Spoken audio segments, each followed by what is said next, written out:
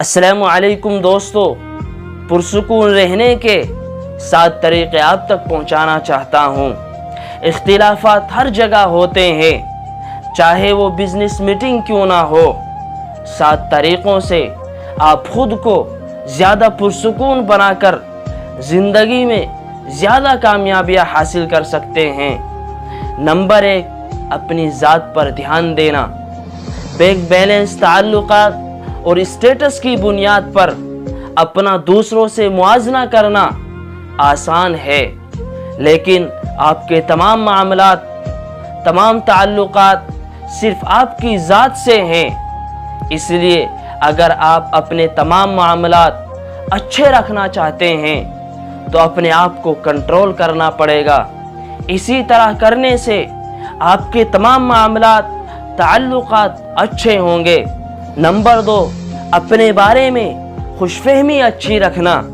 اپنے بارے میں اونچے خیال رکھنا اور دوسروں کی باتوں، پیغامات یا مقاصد پر ہنسنا یا ان کا مذاق اڑانا اچھی بات نہیں۔ جب آپ اس عادت کو چھوڑ دیں گے اور آپ کو یہ احساس ہوگا کہ سب کچھ مذاق اڑانا، مقاصد پر ہنسنا وقت ضائع کرنے کے سوا کچھ اور نہیں، تو یاد رکھیے آپ کے اندر خوش فہمی آتی چلی جائے گی، اونچے خیالات آتے چلے جائیں گے۔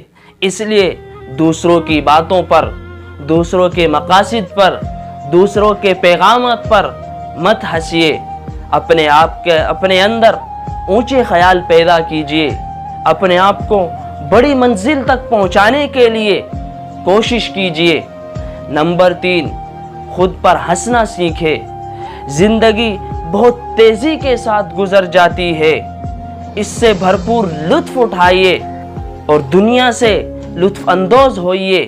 زندگی کا نام صرف سنجیدگی نہیں ہے، بلکہ زندگی میں اپنے آپ پر ہنسے اور زندگی کو بہترین طریقے سے، خوشگوار طریقے سے گزارے۔ اپنے آپ پر ہنس کر گزارے، اور اگر کوئی آپ کی زندگی میں ایسی بات ہے جو ہنسنے کے قابل ہے تو اس پر ضرور ہنسیے، اور جب خود پر ہنسنے کا موقع ملے تو ضرور ہنسیے۔ نمبر 4، اپنا پورا کام انجام دے۔ اپنے کام کو فوقیت دے، اپنے کام کو ترجیح دیں، اپنے کام کو سیریسلی کریں۔ یہ بھی ایک سنجیدگی کی علامت ہے، سنجیدگی کی نشانی ہے۔ اپنے کام کو ترجیح دینا اور اپنے کام کو پورا انجام دینا، اور پورا کام کرنے کا مزہ بھی تب آتا ہے جب کام انسان کے موافق ہو اور انسان کو وہ کام پسند آتا ہو اور اس کام کے اندر انسان کی دلچسپی رہتی ہو، تو انسان اس وقت اپنے کام سے ایک خاص لطف اٹھاتا ہے اور اس کام کو کرنے میں انسان کو واقعی مزہ آتا ہے۔ نمبر 5، افواہوں پر کان نہ دھریں۔ اپنے خلاف جو بات ہیں ان پر بھی کان نہ دھریں اور ایسی باتوں کو ہمیشہ نظر انداز کریں جو آپ کے خلاف ہوں۔